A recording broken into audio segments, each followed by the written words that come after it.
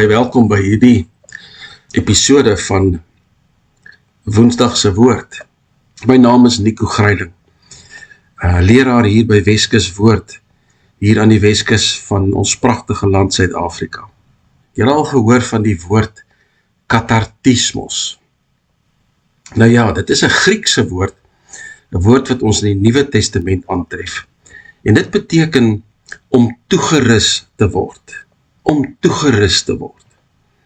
Ons as gelowiges weet dat God met ons 'n pad stap en daardie pad is 'n pad van toerusting. 'n Pad waarin ons meer leer van God. Ons kom tot God deur Jesus Christus en besef ons dat die Here Jesus ons wil toerus, vir ons wil leer, vir ons wil wys hoe dit is om God te behaag. En wanneer ons na die woord katartismos kyk, dan sien ons dat hierdie woord gebruik word deur Paulus in Efesiërs 4 vers 12. So Paulus skryf hier in die boek van Efesiërs en in spesifiek in hoofstuk 4 vers 11, en hy het gegee sommiges as apostels, ander as profete, ander as evangeliste, ander as herders en leraars, en dan nou belangrik vers 12, om die heiliges toe te rus vir hulle dienswerk tot opbouing van die liggaam van Christus. Om die heiliges toe te rus vir hulle dienswerk tot opbou van die liggaam van Christus. En daardie begrip, toe te rus, is die Griekse woord katartismos, wat hier deur Paulus gebruik word.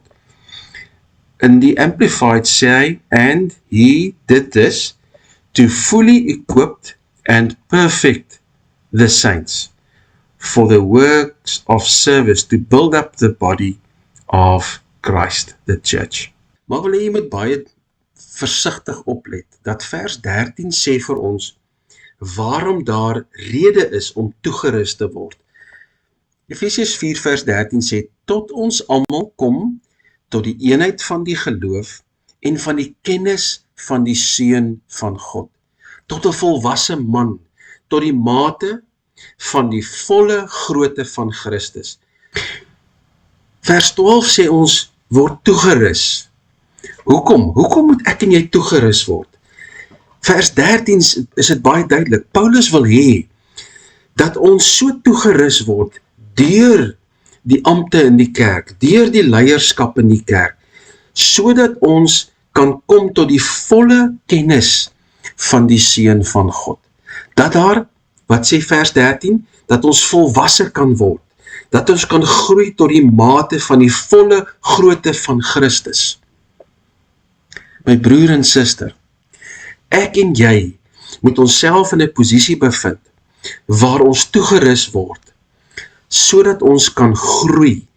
Ek en jy moet volwasse word in ons geestelike lewe. Ons moet groei. Daai woordjie katartismos, om ons toe te rus, om ons toe te rus. Dis dit nie 'n pragtige beginsel nie. Hier sê Paulus, Jesus het apostels en profete en leraars en evangeliste om die heiliges, die gelowiges, toe te rus. Toe te rus. Hierdie woord beteken om ons voor te berei, om ons reg te maak, om ons te herstel. En wanneer ons dan nou na die Grieks kyk, na katartismos, dan is dit dieselfde begrip wat gebruik word, om byvoorbeeld nette wat geskeur het, wanneer daar vis gevang is in daardie tyd, om die nette weer reg te maak.